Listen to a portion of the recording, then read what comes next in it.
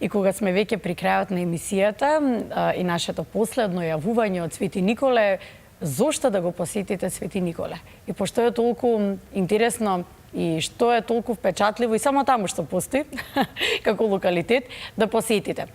Симона Илиевска, мојот партнер денеска од надвор, ова ни е последно јавување. Симона, повели? Добро утро, Јована, по трет пат. Ние сме од друга локација овој пат од Свети Николе. Ке разговараме за она што го најавивме веќе неколку пати, мистични локации, старото време во Свети Николе, меѓутоа и некако понатаму ке успееме да доловиме што сега се случува во Свети Николе и како тука се живее, со оглед на тоа што е карактеристичен град по својата историја. Како што најавивме уште на нашето второ вклучување, денес човекот кој што не води и низ времето, меѓутоа и низ улиците на Свети Николе е магистар по менеджмент Никола Ристовски. Никола, интересно ми е за вас за тоа што некако и самиот факултет кој што сте го избрале и она што вашиот труд што го пишувате за старо Свети Николе, старо Овчеполе, успевате некако на вага да ги ставите и старото и она што се случува сега, па затоа неколку пати ние најавивме и јас и Јована дека ќе зборуваме за мистичните локации на Свети Николе, она што можете секој посетител да дојде и да види и да ужива навистина каде што има адреналин. Јас би сакала само да напоменам дека не се наоѓаме пред ѓаволскиот зид кој што го споменавме, затоа што всушност е многу и тешко да се стигне до него, па можеш да ми кажеш каде се наоѓа, зошто е толку карактеристичен и која е всушност самата символика? Кога поминувате по патот Штип Велеси и одминувате железничката станица Овчеполе, ако погледнете на другата страна, спротивната од насоката на Свети Николе, ќе го забележите огромниот рид со специфично име Богословец. Позади тој рид е најголемата кривина на реката Брегалница, а меѓу реката Брегалница и Богословец се наоѓа она што е познато како Ѓаволски зид, огромна мегалитска градба, за која што научниците велат дека е природна формација од времето пред потопот 12.000 години пред наша ера, или по турските книги Шејтан Дувари, односно по овчеполски народен јазик редени камења. Освен локацијата која што ја споменавме, за која што има специфична легенда со кукурикањето на петелот и будењето на денот и новото сонце на слободата и најувањето на белата зора, во близина на нашиот град Свети Никола се наоѓа археолошкиот локалитет Билазорак, за каде што археолозите предпоставуваат дека бил древниот град Пајонската, односно Пајонската престолнина Бела Зора. Освен тоа, имаме огромен геоглиф во Овчеполе, тука и овчеполскиот геоглиф во Канда, но тука се и многу, кои ги споменавме, старите овчеполски цркви, другите чудни формации камени, како подигнат камен, побиените камења, говедар камен, но и локации за кои што оние туристи кои што биле сепак знаат и можат да овозможат многу различни видови на туризам, од рекреативен до авантуристички, рурален и уште каков ли не туризам, за кој што детално имам објаснето во мојата магистарска теза од 2017, насловена како управување и маркетинг на туристичкиот потенцијал во Овчеполската котлина, дел од која заедно со легендите за местата кои што ги спомнав и за други места во Овчеполе е преобјавена во мојата книга за овчеполските работи. Во вашата книга стои интересен поднаслов кај што вели старите овчеполски чешми и што е карактеристично за нив?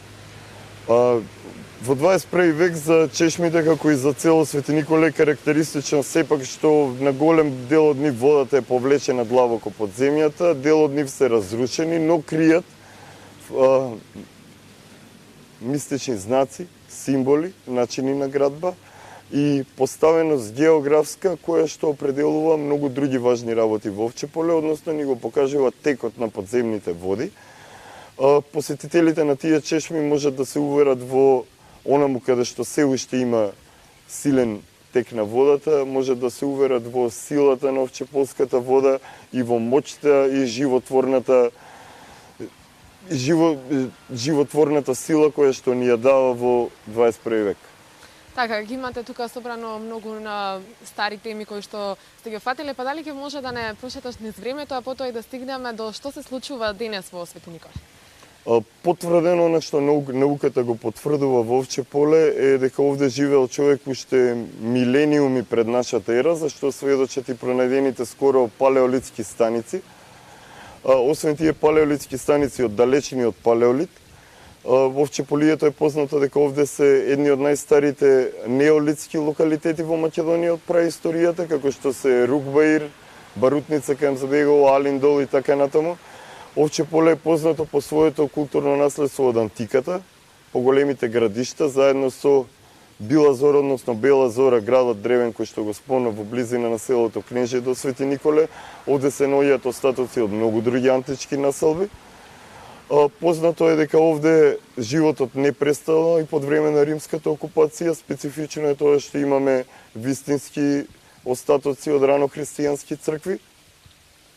Па преку случувањата во книгите кои што се запишани во изворите на литература од периодот пред средновековието, заедно со видливите стари овчеполски цркви, кои што се ден денес можеме да видиме цркви од пред народски кажано време турско до утврдувањата средновековни кои што можат да се видат, па преку тие стари чешми и цркви доградувани, преградувани во 19 век, заедно со остатоците од старата чаршија во градот, од селските калдрами, народната архитектура од пред неколку векови, но и видливите остатоци од индустријата пред пола век, ни покажуваат дека овде човекот живеел, работел, творел, се трудел, преживувал, но и уживал во животот, како што кажав претходно, уште од дамнешни времења па се од ден денес, а со сигурност и тоа ќе продолжи во иднина.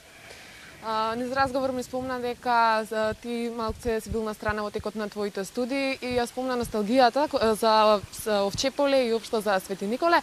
Кажи ми што е она што те врзува тебе, а верувам дека ќе зборуваш во името на многу твои сограѓани, заради што ја почувствува таа носталгија. Сепак дома си е дома, меѓутоа што е она што ве врзува тука? Каменот си тежи на своето, имајќи привилегија да живеам и работам во 4 земји на 2 различни континенти. Успеав делот каде што работев и туристичка работа, успеав да видам дека ние овде всушност имаме потенцијал за кој што слободно можем да кажам не можат ни да сонуваат на многу други локации во светот.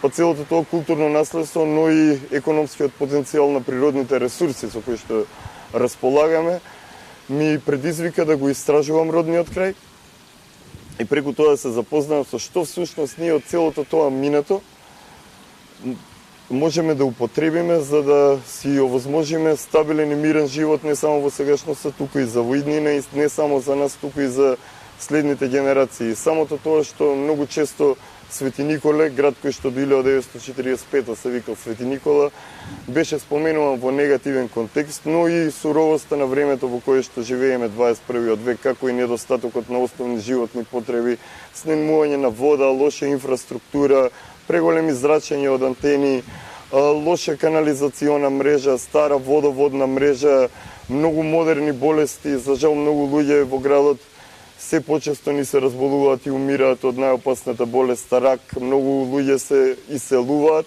Сепак овде има убавина која што вреди да се доживее и која што представува вистински предизвик не само за нас овде, туку и за нашите кои што се во странство, кои мечтаат за еден ден да се вратат на родната грудка.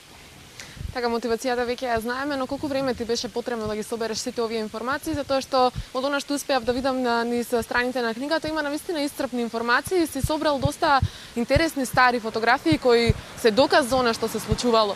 Колку време ти беше потребно да го напишеш сето тоа, да го собереш? Истражувањето на родниот крај активно, слободно можам да кажам дека трае една деценија. Од 2014 година сум редовен член единствен од Македонија на меѓународната научна организација SB Research Group или Super Beni Research Group, која што се занимава со археоакустика и проучување на влијанието на светите места врз човечкиот мозок во 21 век. Од 2017 сум стипендист на Меѓународниот славенски универзитет во Свети Николе, каде што ја одбранив магистерската теза која што ја споменав претходно, а со помош на пријатели, познаници и луѓе македонци од диаспората успеав да објавам едиција од 5 зборника за Овчеполе. Сега наскоро излегува зборник за Свети Николе, како и 2 други книги насловени како Свети Николе, главната населба во Овчеполската котлина и книгата за овчеполските работи, во кои што сум единствен човек кој што во 21. век за некој крај во Македонија за толку кратко време споделил и успеал да објави толку значени информации. После една година работа, плодовите од работата не се само книгите за Овче поле, имам зборники за Кратово, имам и книга за Македонија насловена како Имагинариум. Сега излезе и книгата Овчеполски приказни, наскоро ќе излезе и македонски приказни книгата. Освен тоа, работам и со туристи. Работам за подготовка на бизнес планови за инвеститори кои што сакаат се заинтересирани, особено нашиот странство и наши овде кои што сакаат да инвестират во Овчеполието, но и огромен проект насловен како за Овчеполските работи со мојата продукција, видеопродукција Аристон, со кој што подготвуваме неколку кратки и долги документарни филмови за визуелно доловување, па и звучно на она што значи Овче поле, Овчеполие, Овчеполска земја, Овчеполски регион и го представува богатството кое го крие Овчеполската котлина. Ја знаеш историјата, меѓутоа како од тогаш па наваму се развивало Свети Николе и како сега се живее тука? Сега се живее во Свети Николе со многу помал број на луѓе од пред деценија. Многу наши се иселија, многу наши си починаа од болестите, но сепак успеваме да издржиме. Се надевам дека во догледно време ќе се овозможи да имаме подобри услови за живот, прво ние населението кои што сме овде, но и дека ќе се обрне внимание на инфраструктурата и економските потенцијали со кои што располагаме. Оно што го нуди Свети Николе преку образовната институција Меѓународен славјански универзитет, преку најголемото кино, 3D кино во Источна Македонија, Киноверзум, преку туристичката работа која што ја правиме, предизвикува еден зголемен интерес на македонскиот народ за Овчеполието, но и на странците. И покрај суровоста на 21. век успеваме да обстанеме, помалку да уживаме, повеќе да преживуваме, но сепак добро се снаоѓаме. Сега за сега, фала му на Господ. Никола, јас ти благодарам за ова наше последно Ви благодарам и вклучување, на за вас. информациите кои што успеа да не ги доловиш во ова кратко време. А сега одиме во студио каде што не чека Јована. Се надевам дека успеавме во нашата денешна емисија да доловиме барем мал дел од тоа што се случува во Свети Николе.